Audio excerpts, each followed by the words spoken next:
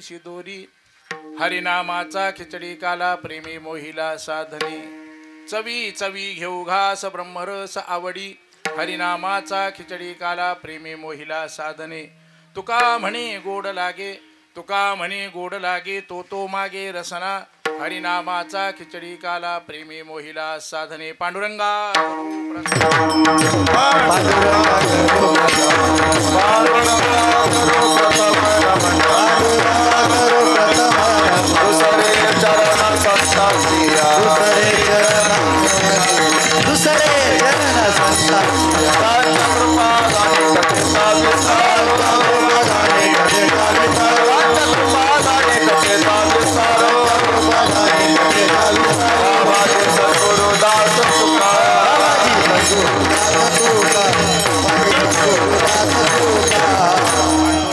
करू प्रथम नमन दुसरे चरणा संतांची ज्यांचे कृपादाने कथेचा विस्तारू बाबाजी सद्गुरु दास दुका मस्तकही पायावरी या वारकरी संतांच्या नागेंद्र हराय त्रिलोचनाय भस्मांग रागाय महेश्वराय नित्याय शुद्धाय दिगंबराय तस्मयकाराय नमः शिवाय तुम्ही विश्वनाथ तुम्ही विश्वनाथ तुम्ही विश्वनाथ तुम्ही विश्वनाथ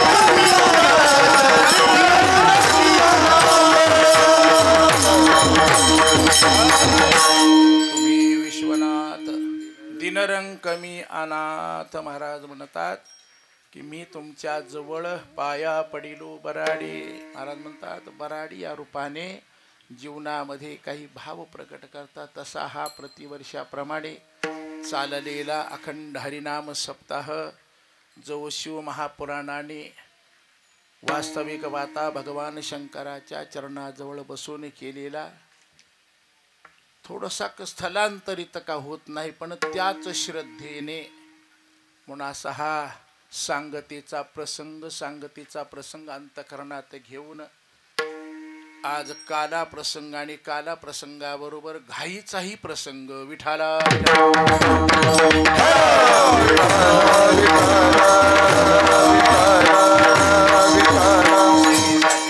अभंग जगद्गुरु संत तुकोबारायाचा असून तुकोबाराय या अभंगामध्ये प्रतिज्ञापूर्वक चिंतन प्रतिपादन करतात तसा हा अत्यंत महत्त्वाचा मौलिक आपल्या जीवनामध्ये घडलेला हा भक्ती साधनेचा भाग काला प्रसादाने पूर्ण करावा हा चिंतनाचा भाग घेऊन आपण घर सोडून धरिले रान दरवर्षी आपण गावात होतो मध्यभागी होतो आता आपण धारेश्वराजवळ आलो गुप्तेश्वराकडून धारेश्वराकडे जसा आपला पूर्वीपासूनचा 12 वर्षाला सिंहस्थाचा सप्ताह होतो तसंच मला वाटायले आहे का नाही तसंच वाटायले आहे का नाही त्याच अंगानं तुम्ही उभं केलंय पण असा घर सोडून धरलेलं रान पण त्या रानाचं चिंतन एक आगळं वेगळं संप्रदायामध्ये महत्त्व आहे आणि त्याला आपण काला म्हणत असतो पण अशा या काला संबंधाने चालत आलेल्या भक्ती साधनेचा शेवटचा समारोप करावा असा साधू संतांचा नियम आहे मग त्या नियमाला अनुसरून वास्तविक आलो गडबडीनं पण कधी कधी कसं होतंय थोडं कशात व्यवस्थित त्याच्यात लांबत राहते नाही तर 9 ते 11 आपलं ठरलंय अर्धा तास लागते जायला लोहग्रामला तसं मधून गंगेच्या वाटेनं रस्ता नाही त्या गंगेनंच गेलो असतो लोहग्राम पाण्याच्या कडीलाच आहे ना तशी पुढच्या वर्षी बोट आणून द्या मग इथूनच जातो जमल का नाही म्हणजे या पाण्यातून गेलं की जमतंय तिकडं कुठतरी केलंय म्हणून काशीला मोदी साहेबांना पाण्यानंच पळायचं तसं आपलं एकदा करा धारा सुरू करा म्हणजे इथं घंटा 2 घंटे आगावर राहता येते मला विठाला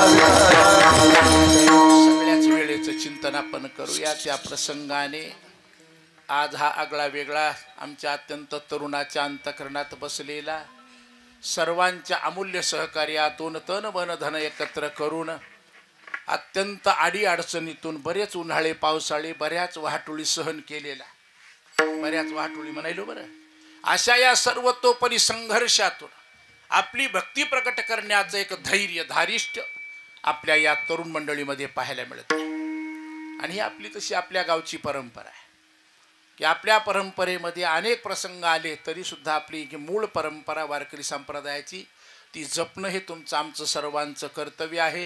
म्हणून अशा या कर्तव्यनिष्ठ भक्ताच्या द्वारा केलेला हा भक्ती प्रवास अत्यंत बाळशेदार तजेलदार आणि उत्साहवर्धक म्हणून आमच्याकडं कधी कधी मी म्हणत असतो विनोदानं सप्ताह कोणी सुरू करा बंद करायचं आमच्याकडं ऐका नाही कोण केवढा करू द्या शिंदे महाराज कोण्या गावाला केवढा सप्ताह करू द्या महाराजाकडं काल्याचं कीर्तन आता काला झाल्यावर काय असते काला हाला म्हणजे बंद करायचा वारसा आमच्याकडे पण जरी बंद करायचा वारसा असला तरी फुकट नाही महाराज देऊन बंद करू आपण आहे का नाही. मूळ जे आमच्या संप्रदायाचा प्रसाद आहे तो आपल्या परंपरेने जपला आहे म्हणून त्याच अनुषंगाने त्याच प्रेमाने केलेलं ही आजची ही कीर्तन सेवा विठाला विठाला विठाला विठाला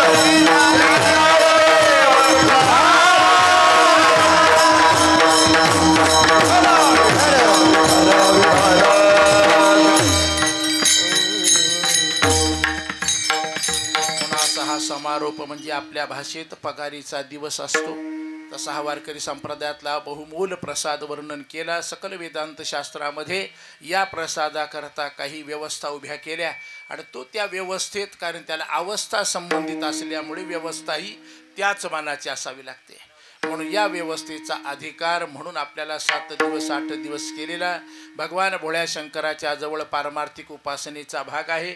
तसं काही लोक म्हणत होते एकादशीच्या घरी शिवरात्र तशी आली यंदा मध्ये द्वादशीचा फट्टा पडला ना पण काही का असत नाही महाराज हरी आपल्या साधू संतांनी आम्हाला निर्बंध काढून टाकले. 400 वर्षापूर्वी तुकोबाराय म्हणतात हरी हरा हरी हरा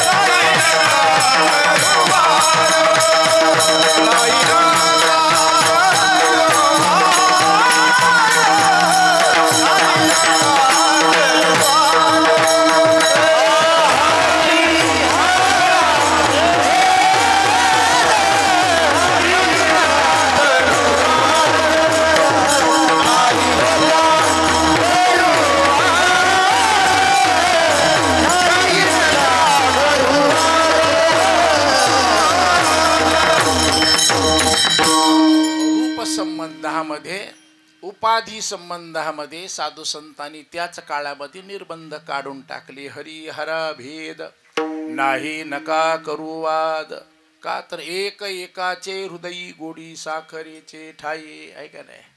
शेवटी एक वेलांटीचा आड आहे का नाही.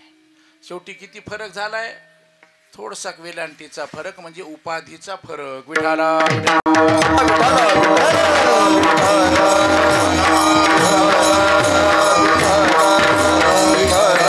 जीव देवाच्या स्वभावामध्ये शास्त्र चिंतन करतात की 5 प्रकारचे भेद शास्त्राने वर्णन केले आणि 6वा जो भेद मानतात ते ईश्वर स्वरूपातला भेद आहे. आता काही लोकांनी ते धरून ठेवला त्या काळामध्ये मग त्या धरण्याचा उहापोह झाला. इतकी कट्टर व्यवस्था उभी राहिली की महाराज काही माता वर्ग शिवभक्तीतल्या जर त्या घरी आल्या तर उभं सारवायचं का आडवं सारवायचं इथून सुरुवात होती म्हण बाबा उभं सारवायचं नाही, आडवं सारवायचं नाही. आता सारवण कोणतं एकच, घर सारवावं एवढं खरं आहे. पण एवढी ती भक्ती सारवणात पोहोचली होती महाराज, शेणाच्या सारवणात, पांढऱ्या सारवणात. हो, ते उभं सारवायचं का आडवं सारवायचं? कारण सारवताना जर आडवं सारविलं तर म्हणले ते शिवाच्या भक्ताला जमत नाही, म्हणून त्याचा विरोध आला. किती महाराज बघ मग गंमत पहा, शेणाच्या सारवणापासून पोहोचली भक्ती, गंमत आहे. पण तोही आमचा भाव साधू संतांनी बाजूला केला आणि स्पष्ट सांगितलं, बापू ते उपाधीने भिन्न आहे, स्वरूपाने एकच.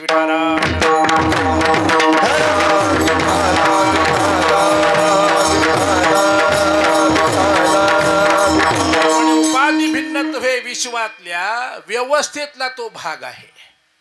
म्हणून भगवान शंकराकडे एक वेगळी व्यवस्था आहे. म्हणून उत्पत्ती, स्थिती आणि लय. उत्पत्ती ब्रह्मदेव, स्थिती विष्णू महापुराणात चिंतन करा. भगवान शंकराकडे प्रलय. म्हणून या जगताची व्यवस्थेचा तर संबंध त्या उपाधीशी येतो. पण लोकांनी मात्र त्याचा भक्तीमध्ये वापर केला, वेगवेगळ्या द्वेषापोटी त्या भक्तीचा वापर. पण तुकोबारा म्हणतात, तशा वाटेला जाऊ नका, एक एकाचे हृदयी गोडी साखरेचे ठाई भेद नाही. तसा हा भेद संपूर्ण बाजूला करून हरिभक्तीचा वैष्णवाने केलेला 7 दिवसाचा गजर आहे. आणि या गजराचा आजचा हा पगारीचा दिवस आहे. अल्पशा वेळेमध्ये आपल्याला तो प्रसाद प्राप्त करायचा आहे. म्हणून यथामती चिंतन करूया. विठाला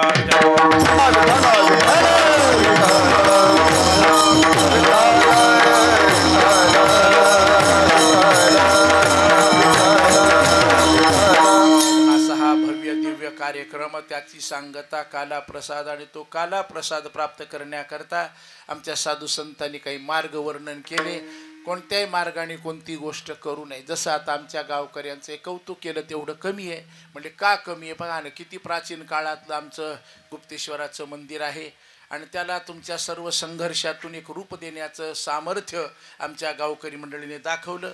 गंमत आहे महाराज, इतक्या पुराण मंदिर आता गंगेच्या काठानं कोणी म्हणतात पांडव काळातले आहेत, आहे का नाही? हे पांडव काळामध्ये जेव्हा पांडव वनवासात होते त्या काळामध्ये हे उभे केले असं चरित्र सांगतात. पण अशा हजारो वर्ष हा दुर्लक्षित राहिलेला प्रकार पण आमच्या गावकऱ्यांच्या डोळस दृष्टीने तो उभा केला. गंमत एवढंच आहे की मी नेहमी सांगत असतो, नवे मंदिर बांधण्यापेक्षा जुन्याची झाडझूड ठेवा. भक्ती नंबर 1ची होती महाराज, आणि ते आमच्या गावकऱ्यांनी केलं. म्हणून त्यांचं पहिल्यांदा अभिनंदन. विठाला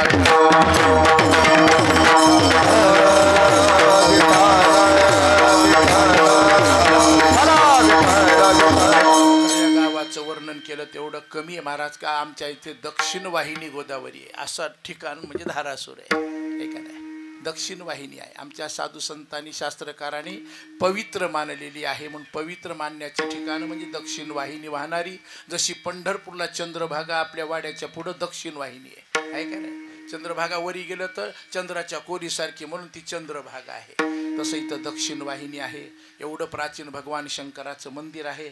पडलं धडलं होतं त्या लोकांच्या मनात आलं एकाच्या कैवाडे आणि उगवी बहुताची कोडे. आणि सरकारनं सुद्धा मन लावून उदार अंतकरणाने भरभरून निधी दिला. तसं आमच्या गावकऱ्यांना एक शेवटची पहिली विनंती सांगतो, एकदा आमचं हे पर्यटन पाहायला लोकांना रस्ता चांगला करून घ्या. नाही तर मला जरा पैसे वाढून द्या जीपचे, कारण का तर मला इकडून साळापुरी फाट्यावरून यावं लागायचं. कोणतं करता सांगा बरं? इकडून 7 किलोमीटर आहे आणि इकडून किती पडायले? 10 किलोमीटर. मग त्या 3 किलोमीटरचा ॲव्हरेज द्या मला. हो, आता वाढून द्या बघा पाकिटात देताना. हो, गणित असं आहे महाराज. एकदा आमचं हे पर्यटनाचं स्थळ निर्माण होणार आणि भव्य दिव्य एवढ्या गोदावरीच्या किनाऱ्यावर एक आकर्षित देवालय, हजारो लोक पाहायला येतील महाराज. मग त्याच्याकरता आपल्याला रुमना पाटीपर्यंत जाण्याचा जो पूर्वीचा रस्ता आहे तो सुद्धा सगळ्याच्या सहकार्यातून उभा करा. सुंदर त्याला झाडं वगैरे लावा. होईल तेवढं मोठं बजेट आणा, भांडून तंडून आणा. हो, इथं किती भांडा एकूण एकात, पण तिथं सगळेजणच भांडा, तर आमचं गाव अजून संपन्न होईल महाराज. हे कोणालाच भाग्य नाही महाराज, अशी गंगा वाहनं, एवढ्या सुंदर देवालय, आणि तुम्ही संपन्न माणसं धारासूरकर. आमचे मालक म्हणायचे, तू सदा धारासूरकराचं लय वर्णन करतोस, त्याचा लयच लाड करतोस. त्याचं कारण वेगळे महाराज, दिले तेवढं प्रेम. विठाला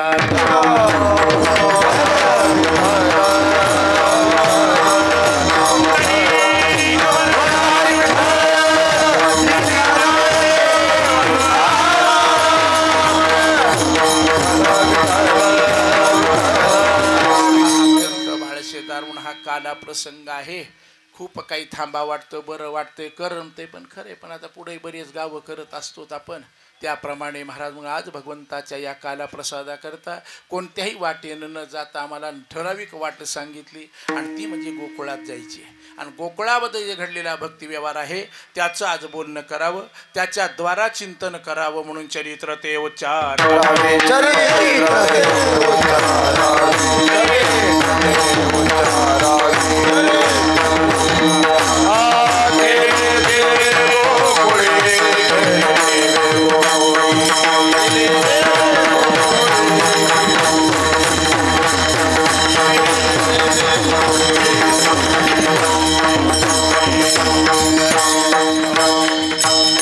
चरित्र ते उच्चारावे. केले देवे गोकुळी ये दशे चरित्र केले नारायणे. रांगता गोधने राखीत आहे. या दोन रूपामध्ये भगवंताचं गोकुळातलं चरित्र पाहायला मिळतं आणि ते चरित्र मात्र दिव्य स्वरूपाचं चरित्र आहे. अनेक प्रसंगाच्या द्वारा अनेक प्रसंग साधू संतांनी टिपले आणि ते ग्रंथरूपामध्ये आपल्या पुढे ठेवले. त्याच्यातला काही आधार घेऊन आपण चिंतन करत असतो, अशी ही पद्धती आहे. त्याप्रमाणे चरित्र ते उच्चारावे. ज्या गोकुळामध्ये भगवंत 8वा अवतार कृष्ण रूपाने प्राप्त झाले, या गोकुळामध्ये संबंधित असणाऱ्या गोपिका गोपाळ वा संबंधित असणारं गोकुळ हे भक्तिमय झालं. अनेक साधू संतांनी वर्णन केलं. गोकुळीच्या सुखा अंत पार नाही लेखा. बाळकृष्णनंदा घरी आनंदल्या नरनारी, असा सुंदर माहोल त्या गोकुळामध्ये सकल संतांनी वर्णन केला. वास्तविक पाहता भगवंत हे यदा यदाई धर्मस्य ग्लानिर्भवती भारत या न्यायाने अवतीर्ण होता, तसा हा परमात्मा त्या गोकुळामध्ये जन्माला आला. विठाला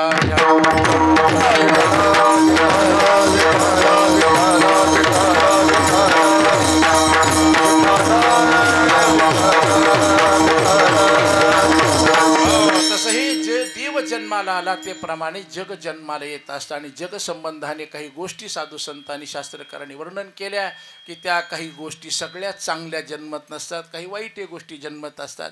म्हणून वाईट आणि भले पुढं काय आपण असं प्रमाण नाही.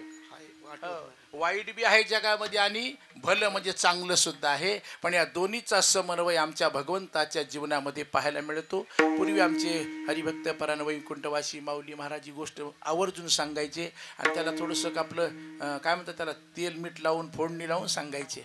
पण असा हा वेळेचा अभाव असल्यामुळं चलता चलता सांगतो.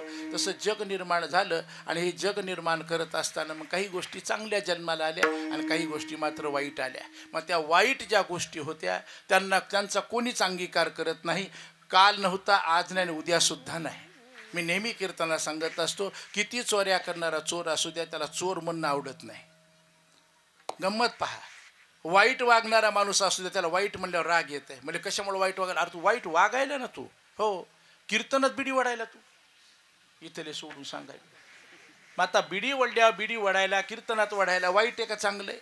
चांगलं आहे. नाही नाही म्हणजे वाईट आहे. वाईटाचा कोणी अंगीकार करत नाही. कालच्या काळात नव्हता, आजही नाही, उद्याही वाईटाला कोणी अंगीकार करत नसतं. तशा 3 गोष्टी म्हणून चांगल्याबरोबर 3 गोष्टी वाईट जन्माला आल्या. त्याचं नाव आहे चोरी, खोडी आणि चाडी.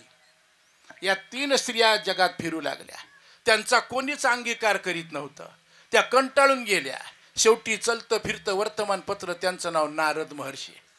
चुकून मुकून भेट झाली, त्यांना विचारू लागल्या. त्यांचे तोंड सुकलेले, त्याला कोणीच पंक्तीला या म्हणून आमंत्रण देणं, गावाच्या बाहेर वाळीत टाकलं होतं महाराज. अशा ह्या 3 गोष्टीचा अंगीकार कोणीच केला नाही. शेवटी त्या नर्वस झाल्या, नाराज झाल्या आणि महर्षीला सांगू लागल्या. म्हणल्या काय अडचण आहे तुमची? म्हणजे अडचण काही नाही, आम्हाला एकदा देवाची भेट घालून द्या. आपण म्हणले भेट काय काम आहे तुमचं? कोणता नवस आहे? नवस काहीच नाही म्हणल्या. आम्हाला कोणी जवळ करीनं म्हणले, आम्हाला कोणी जवळ करीनं, सगळेजण टाकटाक करायलेत म्हणले. अजूनही बघा, एखादा येडगड माणूस असल्या माणूस म्हणजे आली वा केस गेलेली म्हणतात का नाही? आताय म्हणते. तर तसं त्यांना तिघीचा अंगीकारच कोणी करीनं. व्हा बाजूला, व्हा बाजूला, व्हा बाजूला. शेवटी त्या नर्वस आपला अडचण सांगितली. नारद महर्षीने ऐकले. म्हणले काय हरकत नाही, आमचं कामच एवढं आहे.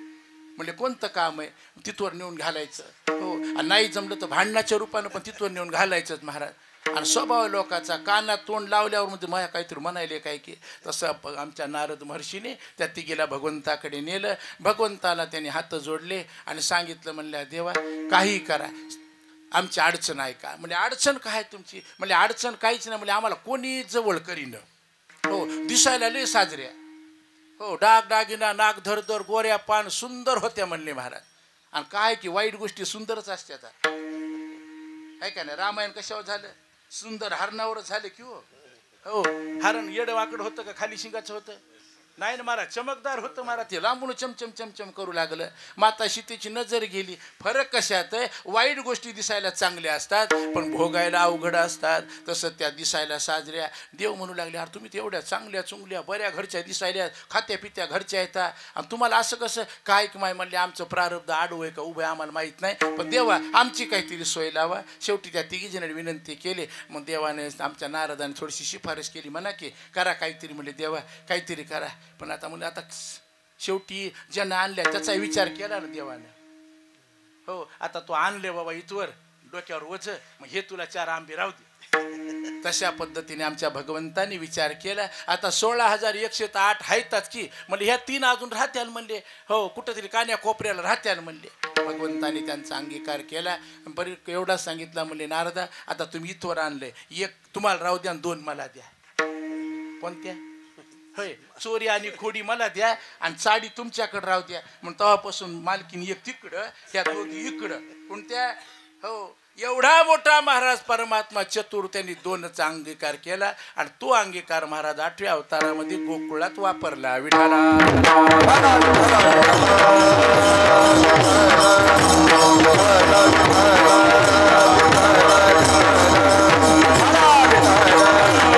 भगवंतांनी या अवतारामध्ये येऊन पहिलं काही काम केलं असेल तर या दोघीचा अंगीकार केला. आणि या 2 अंगीकार करून त्या गोकुळामध्ये जो काही कर्मभाग व्यवस्था उभी होती ती दह्या दुधाच्या संबंधातली होती. आणि अशा या दही दूध संबंधामध्ये भगवंताने हस्तक्षेप करायचा ठरवला. म्हणून पहिला भगवंताचा संकल्प जन्मानंताचा वर्णन केला. चोरीले नवनीत बांधविला गळा. महाराज भगवंताने त्या गोकुळामध्ये चोरी करायचं ठरवलं. आणि या चोरीच्या माध्यमातून त्या गोकुळामध्ये असणारी विसंगती, कशाची, हो जीवन जगण्याची विसंगती.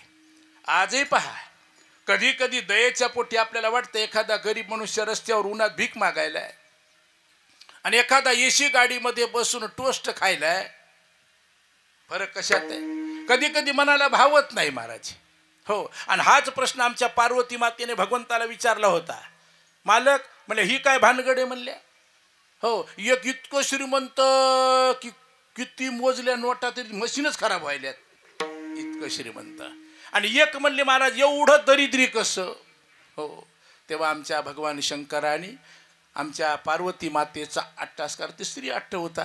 म्हणले काय हरकत नाही, पण नसते रे म्हणले जमत तसं. कोणी गरीब कोणी श्रीमंत म्हणून बरे, कोणी गाडीत कोणी हवा भरते म्हणून गाडी पळती ना. सगळेजण गाडीत बसले, हवा कोण भरायची, सगळेच हवा भरलेल्या मध्ये कोण बसायचं. हा विसंगतीचा प्रकार आहे. तद्वत आमच्या भगवान शंकराने पार्वती मातेला सांगितलं तसं जमत नाही. नाही नाही म्हणल्या ते काही करा, मला आवडणं म्हणल्या.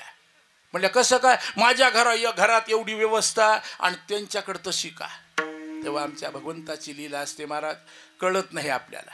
भगवंताने चलता चलता हो एका मिस्त्रीला सांगून दिलं, म्हणजे एवढी नहाणी आपली पाडायची. नहाणी पाळली. आईसाहेब नाराज, आपली नहाणी पडली. म्हणलं झडीत, आता झड नाही बरं उन्हाळा आहे, झडीत ती पडली महाराज नहाणी. आईसाहेब दररोज सांगायच्या काहीतरी आडूसा करा, काहीतरी आडूसा करा. काय सांगा म्हणले, सगळे श्रीमंत कोणाला सांगावर म्हणले. हो कोणाला म्हणा इटा उचल वाळू आण गंगतून, बैलगाडीने का होईना आण, टोपल्यानं आण, म्हणावं कोणाला म्हणले. महिना झाला, आईसाहेब नाराज होऊ लागल्या. शेवटी म्हणले आता कोणाला सांगा बाबा, सगळेच लक लक लक लक श्रीमंत केले ना. आणि अजूनही बघा भगवान शंकराचे भक्त का नाही श्रीमंत लवकर होतेत बरं. हे लक्षात ठेवा. आमचे तुमचे महाराज म्हणत होते, आमचे म्हणी ना. हो त्याच्यानंतर ते लय भलतं कडक व्रत करायचे महादेवाचं. हो ते सोमवार असल्या कुठंही जाऊन चलत जाऊन त्याने बेलाचे पानं आणायचे. मला म्हणायचे काही का असं 4-2 पानं मिळाले गडे आज आपल्याला, आता सोमवार सोडतो असं म्हणायचे तुमचे महाराज. कोणते, हा लक्षात ठेवी जा विठाला.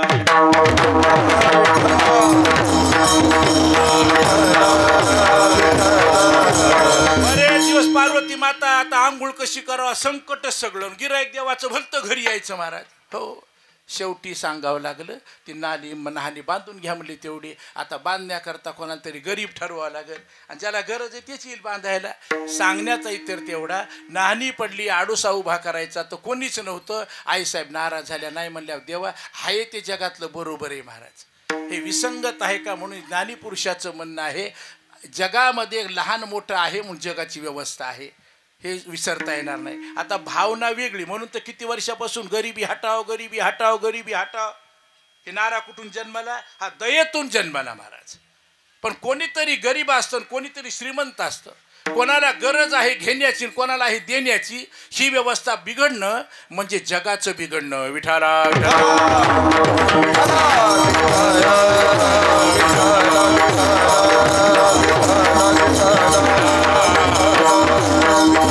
म्हणून विश्वातला सिद्धांत आहे विषमता हीच व्यवस्था. गंमत बघा, थोडं बारकावून ऐका. विषमता हीच व्यवस्था. विषमता नसेल तर नाही चालत. म्हणून समता कशात असावी हा वाद आहे.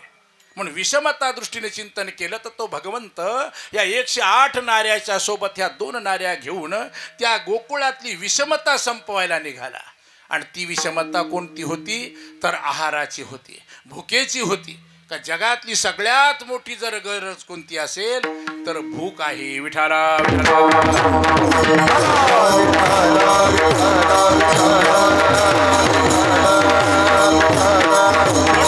गोकुळामध्ये उपासमारीने व्याकुळ झालेल्या गोपाळा करता भगवंताने हा संकल्प सोडला. आणि तो संकल्प कोणता की गोकुळामध्ये दह्या दुधाच्या चोऱ्या करून या गोपाळांना खाऊ घालायचं आहे. आणि ते खाऊ घालण्याकरता भगवंताने एक दिवस लोक गोपाळांना बोलवलं आणि बोलवून काही आश्वासन देऊ केलं. आश्वासन दिलं आणि काय म्हणून गेला? देवत याल तरी यारे लागे, अवघी माझ्या मागे मागे. आजी देतो पोट भरी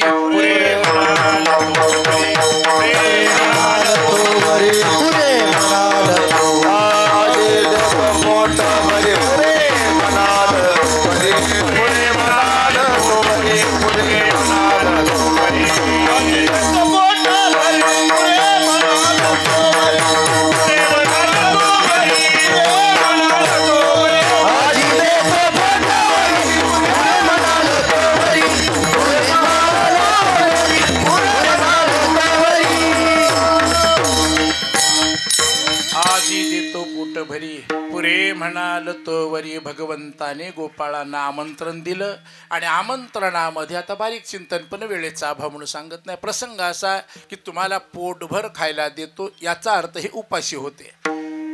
गरज होती जेवू घालण्याची, जोड आहेराची गरज नव्हती, वस्त्राची गरज नव्हती, घराची गरज नव्हती, जेवण्याची गरज होती. म्हणून आमचे महाराज पाठात म्हणायचे सगळ्यात मोठा बॉम्ब म्हणजे उपासमार. भयंकर स्फोट आहे महाराज.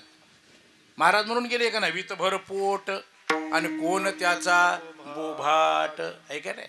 हा सगळ्यात मोठा बॉम्ब आहे.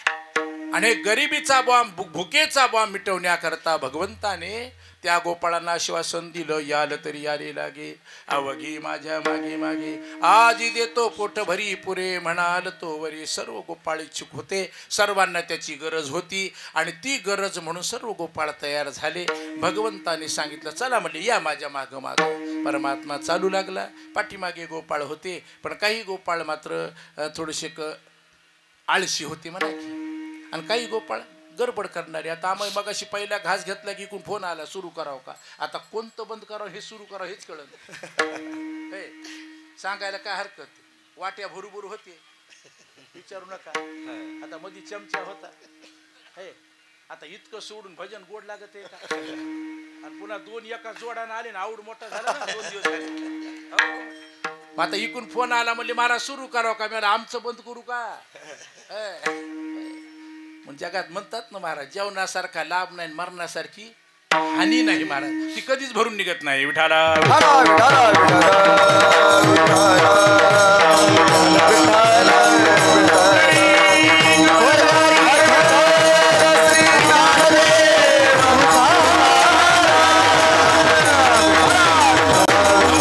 काही गोपाळ तापड होते, काही गोपाळांना भूक लागली होती म्हणून तेही भगवंताचं संबंध वर्णन केला. मग काही गोपाळ माग चलू लागले, पण काही गडबडे करू लागले. मग त्या गडबडीवर नियंत्रण पाळण्याकरता देवाने सांगितलं, हळूहळू चाला, कोणी कोणाशी न बोला. या दोन गोष्टीची पथ्य पाळा. वास्तविक पाहता परमार्थामध्ये पथ्य फार महत्त्वाची आहे. भजन किती केलं याचा अर्थ कसं केलं नाही ना, म्हणलं ताला स्वरात केलं, पण कशासाठी केलं. हो, हा एक सुद्धा भजनाचा विषय. तसं आमच्या या गोपाळांनी पाठीमागे चालत असताना गडबड केली. देवाला ती मान्य झाली नाही आणि त्या मान्यतेतून भगवंताने वर्णन केलं, हळूहळू चाला, कोणी कोणाशी न बोला. वास्तविक पाहता कशाला निघाले होते? चोरी करायला निघाले होते. मग चोरी करताना काय बोंबलत निघत असतील तर त्या शिमग्याच्या गौऱ्या आहेत का? शिमग्याला गौऱ्या आता असतात ना महाराज. दुपारच्या पाऱ्यात म्हाताऱ्या कोताऱ्या झोपत्यात आणि भली फौज हिंगणती महाराज.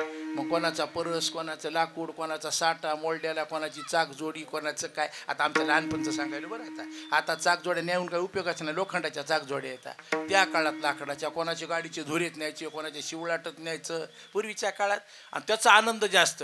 त्यानं नाही नेऊ द्यायचा आणि आम्ही न्यायचा, त्याच्यात आनंद वेगळा असते. आणि घेऊन जाय म्हणल्या, राहू दे तुलाच. इतका फरक होता बरं आपण लहानपणचं सांगायलो. हो, आता कीर्तन केले म्हणजे काय झालं, लहानपणी ते केलंच ना. आणि पुन्हा काय हुडकून हुडकून हुडकून शिव्या काढते ठेवणीच्या कुठल्या. लयच अवघड असते महाराज. ते कशामुळे असते मला माहित नाही. मला वाटतं गीता पाठ आणि शिवा पाठ एकच असते.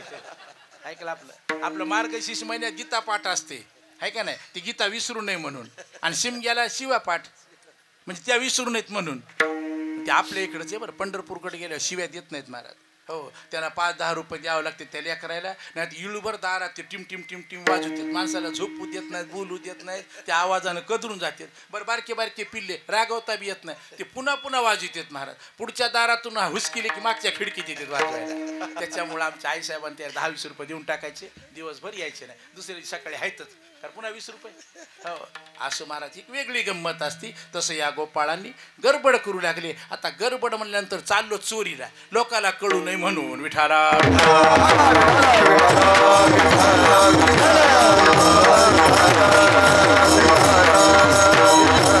काही गडबड करू लागले, काही बडबड करू लागले. आणि ह्या दोघांना थांबवलं तर तिसरे मात्र बोलणं गेले, चलू लागले आणि मनात मात्र काहीतरी घेऊन निघू लागले. तसं परमार्थामध्ये देवाच्या संगतीत जाताना बाहेरचं राहिलेलं जमतं पण आत नसावं. आणि तसं त्या गोपाळांच्या अंतकरणामध्ये भगवंताने सूचना दिली. तुका म्हणे सांडा गाठे तेने नका भरू पोटे. अंतकरणामध्ये विषयासक्ती ठेवू नका. असा रूपी ताक अंतकरणात ठेवू नका. असा रूपी संसार सोबत घेऊन येऊ नका. आणि अशा पद्धतीने सर्व गोपाळ एका गवळणीच्या घरी जातात. घरी गेल्यानंतर दह्या दुधाचे मडके ते मात्र जमिनीवर नव्हते, त्याही काळात नव्हते. आणि आजही त्यांची व्यवस्था वेगळी असते, कारण ते मौलिक वस्तू आहे महाराज. दूध चाऱ्यावर अवलंबून नाही, त्याला मशीन लागते. आणि मशीन म्हणजे मग म्हैस असो, गाय असो, शेळी असो का अन्य कोणताही प्राणी असो, सस्तन प्राणी लागतो.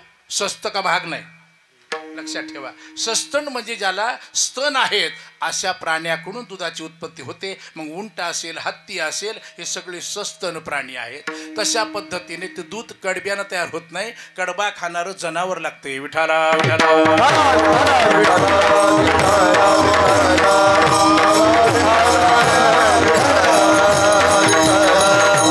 म्हणून जगामध्ये दोन गोष्टी अजून कधी जन्माला आल्या नाहीत आणि त्या मानव निर्मित नाहीत, त्या निसर्ग निर्मित आहेत. गंमत पहा. हो, आपण म्हणत असतो आई मेल्या लेकराचं कसं होईल. त्याच्या पलीकडे महाराजांनी साधू संतांनी संशोधन केलंय. अरे तू कशाला चिंता करायला म्हणले.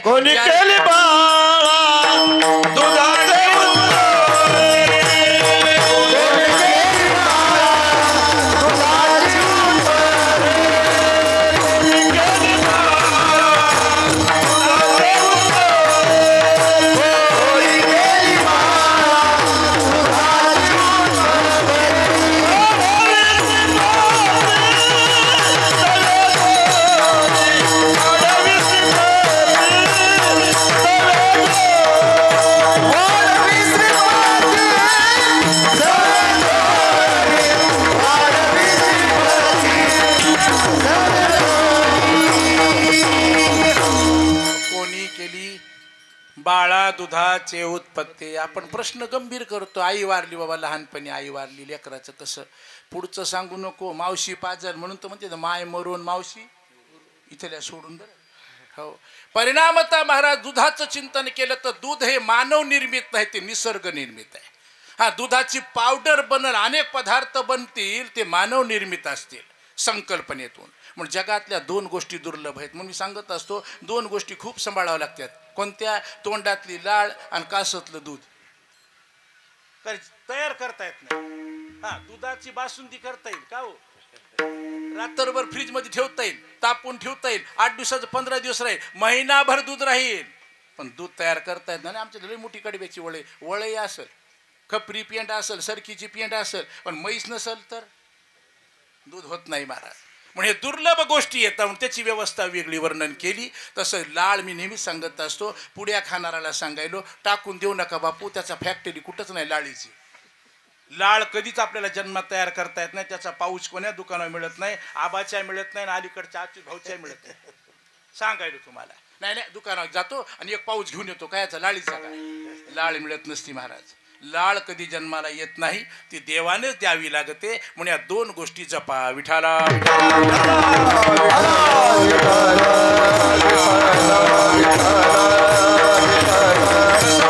दही दूध सुरक्षित होतं आणि ते शिंक्यावर होतं महाराज. गोपाळांना थोडासा विचार पडला. म्हणजे कृष्णा आलो गडे, तू तर म्हणला पोटभर देतो गडे, पण ते मिळालं तर की. तेव्हा भगवंत चतुर होता. भगवंताने काही काळजी करू नका, मी तुम्हाला आश्वासन दिलंय. म्हणून भगवंताची ती प्रतिज्ञा होती, आजी देतो पोट भरी आणि पुरे म्हणाल तो वरी. त्या न्यायाप्रमाणे भगवंताने जिम्मेदारी घेतली. तुम्ही काळजी करू नका. जरी शिंकेला विले दुरी, होतो तिघांचे मी वरी. तुम्ही व्हारे दोहीकडे, मुख पसरो निगडे वाहते त्या धारा. घ्यारे दोहीच्या कोपरा. या नियमाप्रमाणे सूत्र प्रगट केलं. त्या सूत्राप्रमाणे 3 मजबूत गोपाळ खाली उभे केले. 3च केले बरं, 4 नाही. 4 म्हणले इकडे येतात घेऊन पलीकडून. हो, कारण आपण जिथं आलो का तिकडे हेच आहे ना कार्यक्रम सगळा. मग ते चौघ लागते, ते इकडे येतात. 3 मात्र शिंके उतरायला तयार झाले. मजबूत गोपाळ 3 उभे केले. खांद्यावर परमात्मा उभा राहिला आणि बाकीच्या गोपाळाला सांगितलं लाईन लावा बरं. मग त्या गोपाळाने लाईन लावली. आणि ती लाईन कुठं लावली महाराज? भगवंताच्या कोपरानं दही दूध खाली येऊ लागलं. त्या कोपराच्या धारा तुम्ही प्राशन करा म्हणून वाहते त्या धारा. घ्यारे दोहीच्या कोपरा. गोपाळांनी लाईन लावली, प्राशन करू लागले. भगवंत वरून पाठवू लागला. सर्व गोपाळ पोटभर पिऊ लागले. आता पोटभर पेणं वेगळं आणि कळून खाणं वेगळं महाराज. तसं गोपाळांना ज्यांना चव कळाली, आणि चव कळाल्यापेक्षा महाराज म्हणतात नाही पाहिले, आतापर्यंत पाहिलं नाही, नाही देखिले ते मिळे. आणि भोग सुखाचे सोहळे, त्या सुखाच्या सोहळ्याला भोगाला ते लोक गोपाळ आनंदित झाले. आणि त्या आनंदामध्ये मग एकूण एकाला धक्का देऊ लागले. सरकभर बाजूला मला घेऊ दे अशी धरपकड खाली पाहिली. आणि भगवंताने वरून आदेश काढला, तुका म्हणे हाती टोका अधिक उणे नेदी एका. सगळ्याला सारखं पिऊ द्या. त्याप्रमाणे सर्व गोपाळांनी दही दूध प्राशन केलं. जाताना भगवंताने दुसरी वापरली. काय 2 घेतल्या होत्या संग. त्याचं नाव, एक चोरी केली आणि दुसरी खोडी. कोणती खोडी? एक रिकामं गाडगं पालतं घातलं. परमात्मा गोपाळ निघून गेले.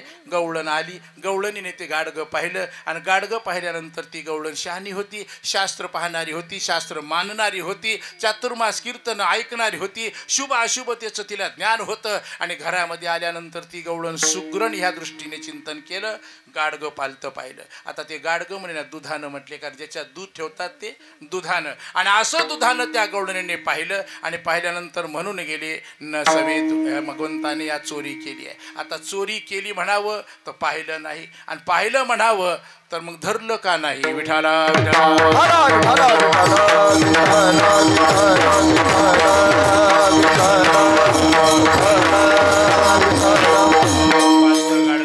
गाडगं पाहिलं, राग आला मनामध्ये. शुभ अशुभ भावना तयार झाल्या. आताच्या नवीन मातेला हे कळत नाही बरं, शुभ काय अशुभ काय. पूर्वीच्या काळात तसं नव्हतं महाराज. एखादी नवरीला आणायला जायचं म्हणलं ती डोक्याला टोपी घालून जात होता मुराळी. पहिल्या बैलगाड्यात जातो, त्या मागून 2 पेंड्या, मधात सतरंजी टाकलेली, एखादा असला तर तक्क्या, नाही तर लावलेला ताटवा. ताटव्याला काय होतं माहिती आहे का? मुळे इथं बेसरम होतं, त्या बेसरमाचे खोकं होते आहे का नाही. लावायला बेसरमाचे होते पण गाडी हाणणारे शानदार होतं महाराज. हो, लांब शेला, मस्त असा पटका, हो जाड का धोतर असं ना गडूळ पाण्यातलं. पण महाराज ती शानदार माणसं होते महाराज. नवरीला ती शोभत होता मुराळी. आता कोण नवरी कोण मुराळी काहीच कळलं नाही महाराज. हो, आता त्याचे इतके केस लांब आणि हिची इतकी येणी लांब, कोणती मुराळी कोणता मुराळा हेच कळलं. खरे का खोटे? हा असं झालं ना आता. हो, आता कधी कधी मना वाटतं आमच्या परमार्थ करणाऱ्या माणसांना थोडे हिशोबाने बाल ठेवले पाहिजे. हो तसं गंमत महाराजांची कोण बा आम्हाला मुराळी हेच कळलं ना. पण पूर्वीच्या काळामध्ये मुराळी असायचा आणि तो शानबाज महाराज त्या लेकराला आणायला जायचा. तिच्या गळ्यात डागडागिने, तिचं एक बारकूसं पिल्लू, ते पसारा महाराज त्याचा, ती मुराळी, ते काय चित्र महाराज बघा तुम्ही चिंतन करा. आता मुराळी नाहीत महाराज. गेले तर काळजी एकच, येते का नाही की घरी, येते का नाही की घरी, येते का नाही की घरी. आलं इकून तिकून तर पाय घरी ती बाहेर, असा व्हायला प्रकार. म्हणून आमच्या सगळ्याला विनंती आहे, गाड्या चालविताना मोबाईलवर बोलू नका रे बाबा. दोन्ही घर शाबूत ठेवा. लेकरू आमचं सुखानं घरी आणा, सुखानं घेऊन जा. विठाला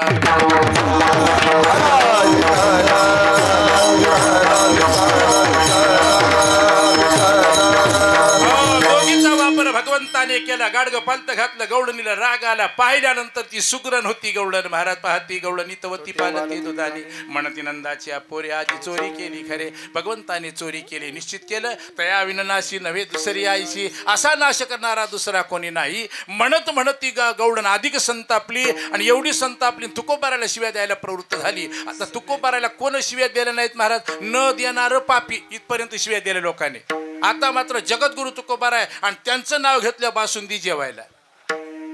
गंमत आहे महाराज. ज्या महात्म्याच्या घरी एक पत्नी अन्न करून मेली, त्यांचं नाव घेतलं तर महाराज बासुंदी जेवायला. एवढं सहन करावं लागतं. तसं आमच्या त्या गवळणीने रागाच्या भरा सवे तुकया मेला आणि तिने गुन्हा दिला. तुकाराम महाराजाला शिव्या दिल्या. यशोदेच्या घरी गेली. यशोदेच्या घरी आपलं गाऱ्हाणं सांगितलं, पण यशोदेनं अंगाला मळ लागू दिला नाही. बऱ्याच वेळेला ह्या गवळण रिकाम्या हातालेच वापस यायच्या का तर आपल्या लेकराची कड करू लागल्या. आपल्या लेकराची गवळण यशोदा माता पास करू लागल्या. वारंवार तक्रारी झाल्या. शेवटी तक्रारीनंतर एक इतिहास घडला. सगळ्या गवळणी जातात, यशोदेला गाऱ्हाणं सांगतात आणि यशोदेनं मात्र भगवंताला शिक्षा लावायचं ठरवलं. कारण का वय वेळ याचं चिंतन यशोदा माता करत होती. तसं तुम्ही आम्ही सुद्धा वयाचं आणि वेळेचं चिंतन करत जावं. योग्य वेळेला घर, योग्य वेळेला शिक्षण, योग्य वेळेला त्याग घडलाच पाहिजे. त्याचं नाव माणूस आहे महाराज.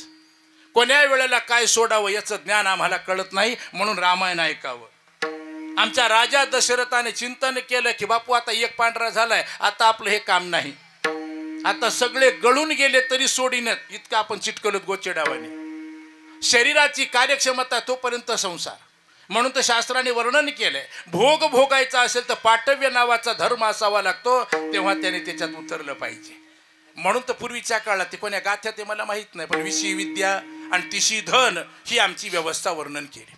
तसं या भगवंताच्या या व्यवस्थेमध्ये सुद्धा आपल्याला यशोदा माता जाणकार आई होती. म्हणून म्हणत असो, शिकलेली सून आणि भाग्याची खून का जाणीव करणारी आई असावी. तसं आमची माता यशोदा जाणकार होती. कोणतं जाण? शास्त्राची जाण होती. यशोदा मातेनं भगवंताचं वय पाहिलं, वय तपासून भगवंताला शिक्षा लावायचं ठरवलं आणि शिक्षा लावली ती कोणती तर गायी राखण्याची.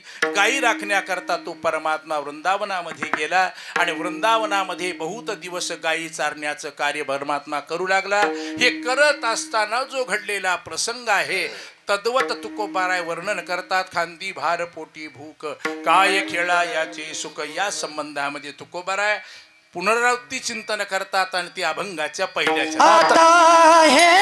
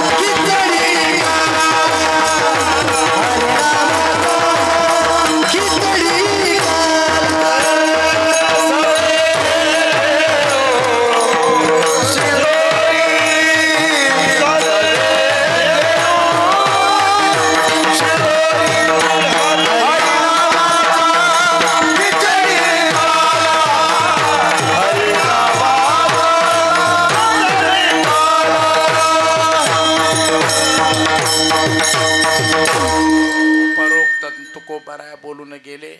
म्हणून सुरुवातीला सांगितले की हा अभंग ज्ञानोत्तर आणि प्रतिज्ञा करणारा अभंग आहे.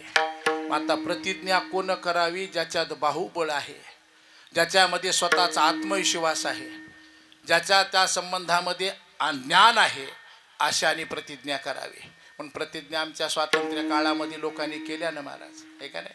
आमच्या लोकमान्य टिळकांनी केली ना प्रतिज्ञा. स्वातंत्र्य मिळवणं हा आमचा काय आहे? जन्मसिद्ध अधिकार आहे. मग लोकांनी प्रतिज्ञा केली. तसं जगद्गुरु तुकोबाराय प्रतिज्ञेला तयार झाले. देवापुढे गाऱ्हाण करू लागले, देवा आम्हाला आता भूक लागलेली आहे. आणि भुकेची व्यवस्था या संबंधामध्ये तुकोबाराय जाणकार होते.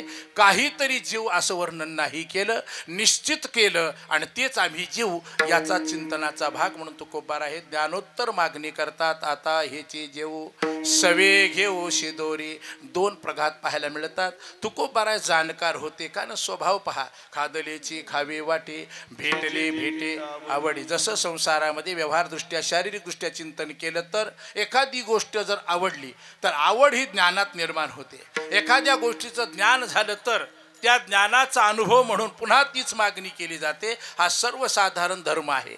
तसं तुकोबारांनी भक्ती क्षेत्रामध्ये जे जे झाले अवतार तुका त्याचे बरोबर, एवढं नाही तर अनंत जन्म तुकोबाराय या भक्ती व्यवस्थेमध्ये होते. आणि या भक्ती व्यवस्थेतला आनंद तुकोबारायला माहीत होता आणि तोच आनंद तुकोबारायांनी पुन्हा मागायचं ठरवलं. म्हणून देवा आम्हाला जेवायचं आहे. आणि जेवण्याच्या या मापातून तुकोबाराय म्हणता असं तसं नाही किंवा नवीन ॲटम नाही, आम्हाला तेच जेवायचं आहे. याचा अर्थ त्याच्याशी परिपक्व ज्ञान आहे ते. विठाला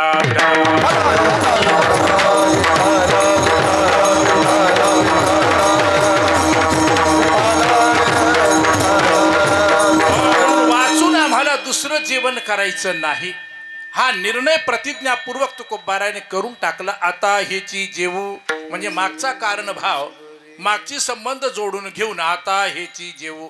आता म्हणण्याचा अर्थ मागे जे आम्ही जेवण केलंय, मग जे भक्तिरसाचं आहे, ब्रह्मरसाचं जे आहे जेवण, तेच आम्हाला पुन्हा हवं आहे. म्हणून आता हेची जेवू. इथपर्यंत तुकोबाराय बरे वाटले. पण पुढे म्हणतात सवे घेऊ. हे मात्र थोडंसं खटकण्यासारखं आहे. जेवायला आले, जेवण्यापुरतं आमंत्रण. मग आता आमंत्रणाचे बरेच प्रकार असतात ना महाराज. हो, काही माणसं यजमान थोडीशी कमकुवत असते तर भजन्यापुरतं जेवायला, काही थोडे बरे असे तर मंडपापुरतं जेवायला, आणि काही लोकांचं तसं नसतं. करदुडा बंद, आता गॅस बंद, आहे का नाही? चूल बंद. पूर्वीच्या काळातलं चूल बंद म्हणण्यापेक्षा त्याच्या पुढचं जेवणाचं आमंत्रण असेल, त्याचं नाव नगर भोजन. नगर भोजनामध्ये मात्र ज्या गावाची शिव आहे, शिवारामध्ये असणाऱ्या सर्व जीवाला आमंत्रण, त्याला म्हणतात नगर भोजन. मग त्याच्यात मुंग्याचं वारुळ असेल, त्या मुंग्याला साखर टाकायची. सगळ्या गावात जेवढ्या गायी बैल पशु पक्षी त्यांना चारा द्यायचा. जेवढे बालकं पाळण्यात येत, आईच्या अंगावर पेत येतं, त्यांना सुद्धा मला दूध पुरवायचं. त्याला म्हणतात नगर भोजन. बरं, नाही तर नजर भोजन. कोण कोण आले? नजर भोजन. नजर नाही, नगर भोजन. विठाला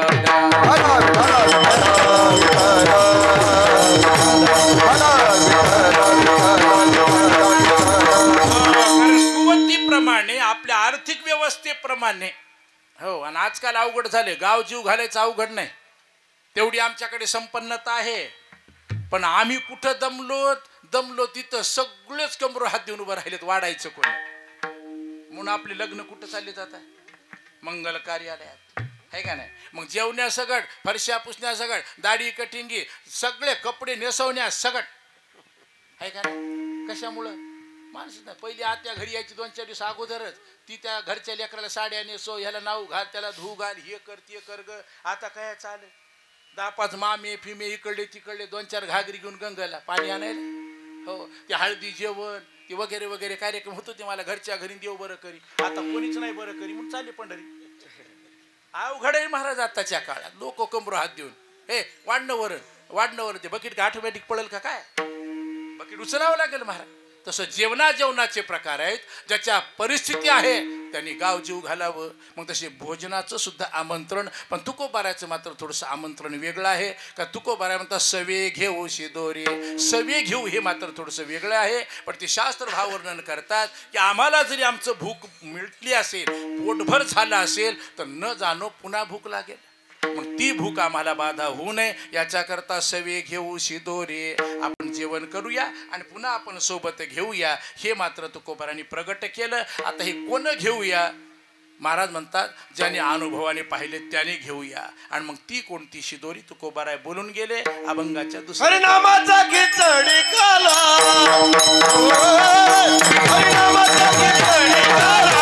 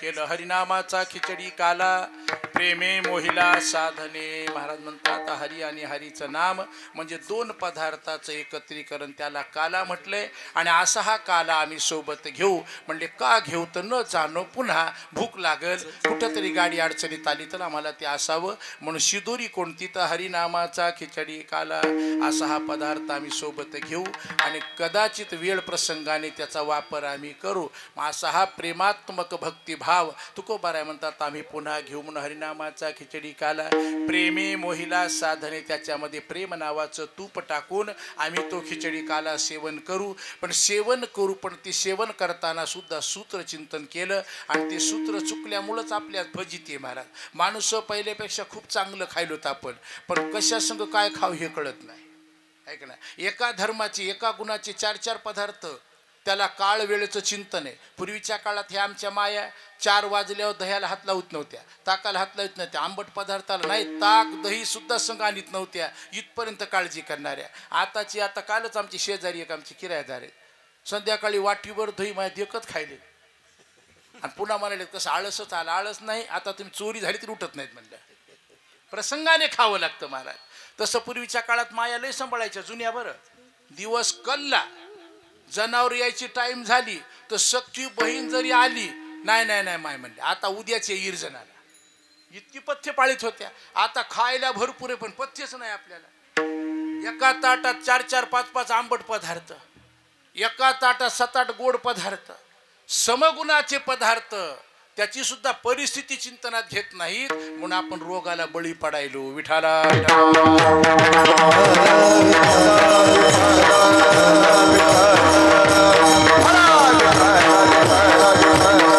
आपल्याला वेळेचं सूत्र माहित नाही, पदार्थाचं सूत्र माहित नाही, कोणतं देवान्न कोणतं गौणान्न हे सगळं ठरलेलं आहे.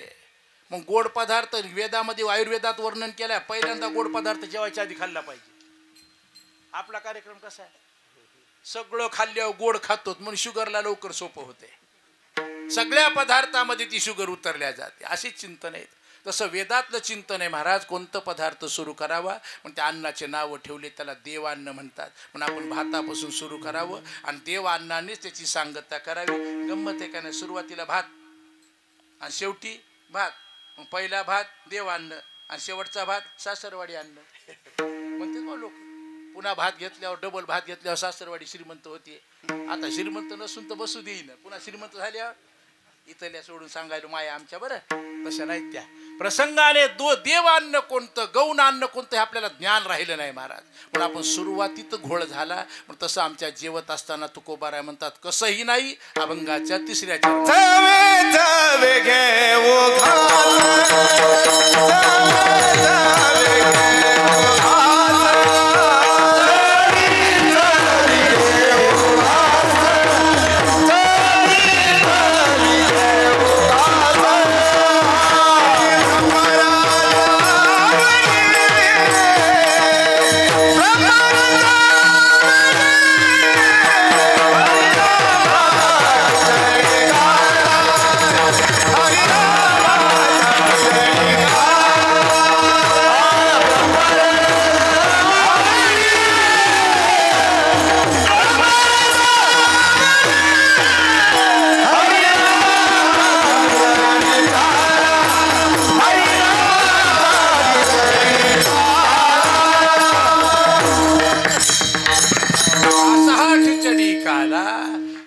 मात्र आम्ही सेवन करू, पण सेवन करताना सूत्र सांगितलं, चवी चवी घेऊ घास.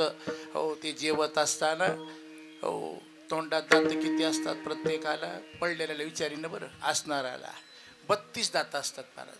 आणि ते 32 वेळेला घास चावून खाल्ला तर पूर्ण त्याच्यामध्ये लाळ मिश्रित होते, आणि ज्याच्यात पूर्ण लाळ उतरली का ते पचायला सोपं जाते. असा आरोग्य विभागाचा सल्ला आहे आणि आयुर्वेदाचाही सल्ला आहे. आणि तसं आपण करत नाही महाराज. आपल्या मागं 17-60 त्याला कोणती घाई म्हणते तो? आता मी म्हणत नाही कीर्तनात, पण काही काही लोकांना इतकी घाई असते महाराज, बुटं काढीत नाहीत. आता तर काढायची पद्धतच नाही, उभ्यानं जेवायची सवय. आता पूर्वीच्या काळामध्ये महाराज घाई गडबड असती, माणसं उकड बसायचे, मग हात धुतले नाही धुतले, गडबड जेवायचे. मग घरातून सांगायचे तसं नका मांडी घालून बसा, व्यवस्थित जेवा. आणि काय माय तुमची भूतघाई मागं, भूतघाई म्हणायची. आणि अशा या घाईमध्ये मग कसं तरी खायचं आणि कामाला लागायचं. मग संध्याकाळी आलं की मग पोटच कुटकुट करायले. आता ती कुटकुट केल्या, इकडं कुठं मालिकेला झोप येते का पुन्हा? येत नाही महाराज. याचा अर्थ सूत्र चुकलं, आणि ते सूत्र चुकू नये म्हणून तुकोबारांनी प्रगट केलं, चवी चवी घेऊ घास. एक घास पुन्हा पुन्हा तो चावून खाऊ, आणि ते चावून खाल्ल्यामुळे पचायला सोपं जातं. तसं आमच्या तरुण मंडळीला, बारक्या बारक्या लेकरायला का नाही, एका मांडीवर मोबाईल आहे आणि लेकरं जेवायले. माय घरातून त्याची मम्मी म्हणती, बाळ्या तू जेवला का? जेवलो नाही म्हणले, मग मी मोबाईल खेळायलो. मग शेवटी त्याची माय 2-3 बदके टाकते, कसं तरी जेवते. मग ते जेवते नाही, गिळते. आता गिळण्या जेवण्याचा फरक कळाला नाही म्हणून आमचे लेकर आज अवघडलेत. तसं परिणामता जेवत असताना 32 वेळेला घास चावावा, आणि ते चावल्यानंतर महाराज त्याच्यामध्ये रस उतरतो, त्याचं नाव लाळ आहे. आणि त्या लाळयुक्त जेवणाने अंगाला लागतं. त्याप्रमाणे तुकोबाराय म्हणतात, आम्ही जेवू पण चवी चवी पुन्हा पुन्हा.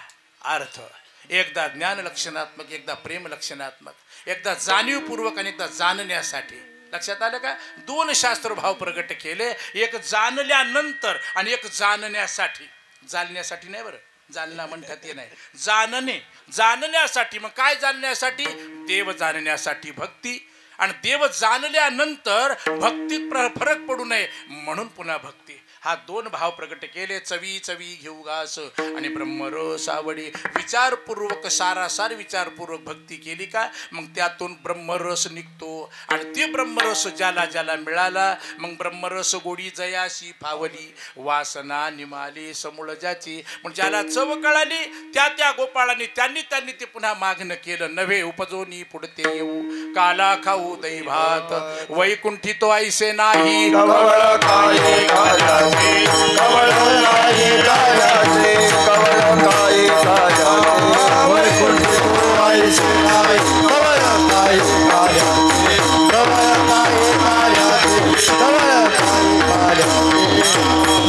वैकुंठी तो ऐसे नाही, कवळ काही काल्याचे. हे फक्त आपल्यालाच आहे, वैकुंठात नाही.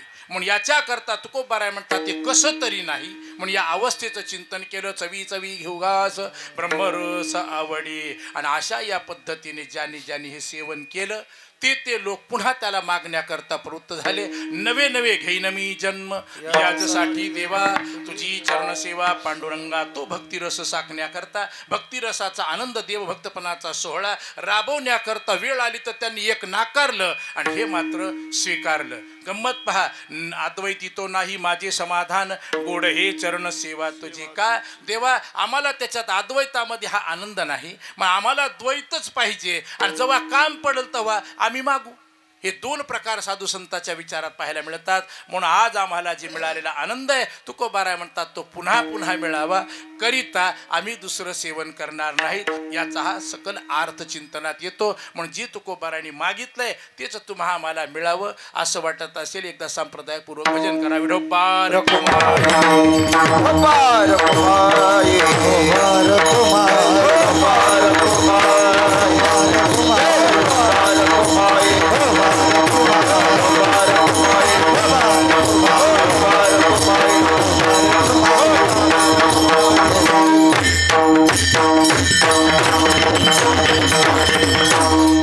या पद्धतीतून, या सूत्रातून ही भक्ती सेवन केली.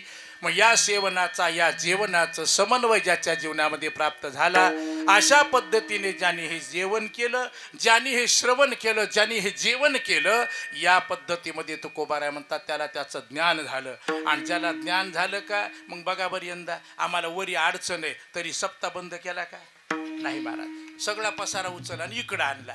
पण तो आनंद आपण कधीतरी कोण्या काळात घेतलाय म्हणून हे पुन्हा पुन्हा तुम्हाला आवडलं. मग चाहे त्रास झाला असेल, हे जागा निर्मळ करणं, हे मंडप आणणं, आता काही गोष्टी एखादी काड्या डबी चला गावात आहे का नाही, आरती पेटवायला काही कमी पडले की चला गावात जायला अवघडच आहे का नाही, हे त्याला सांगते ती त्याला सांगते, पण तोवर घेऊन येते.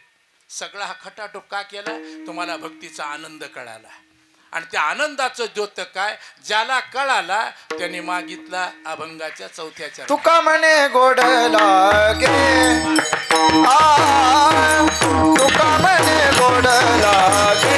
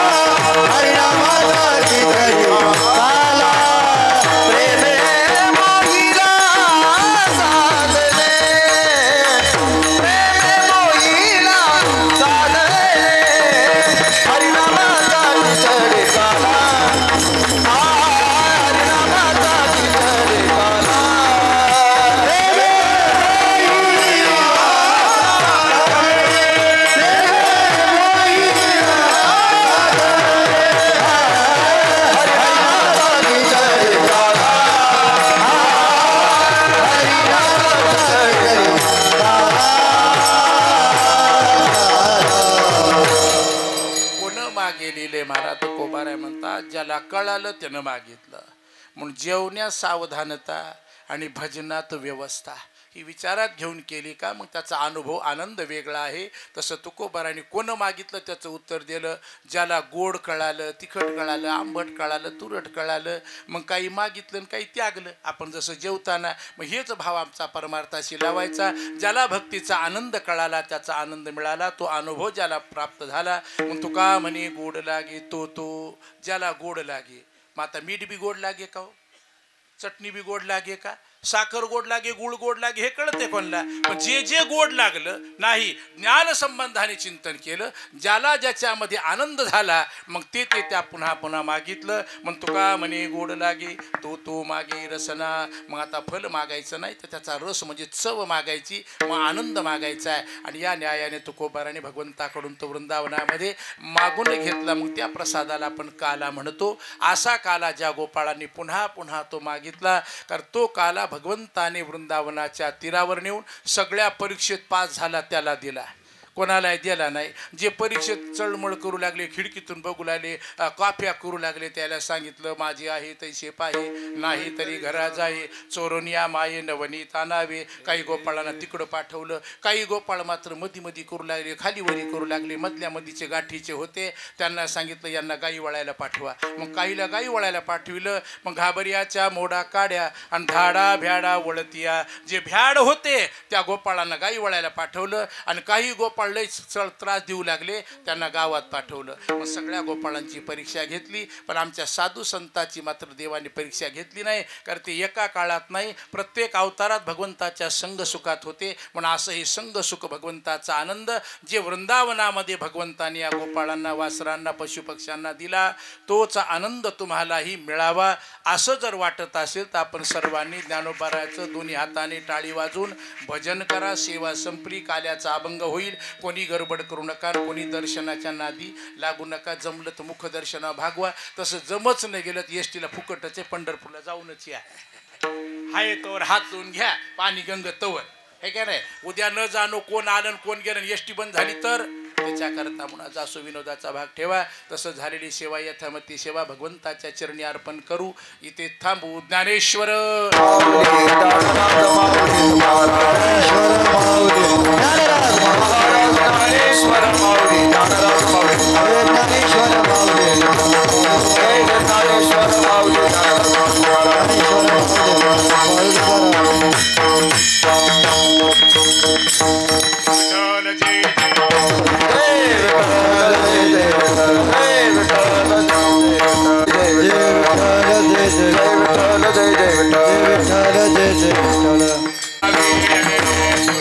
जय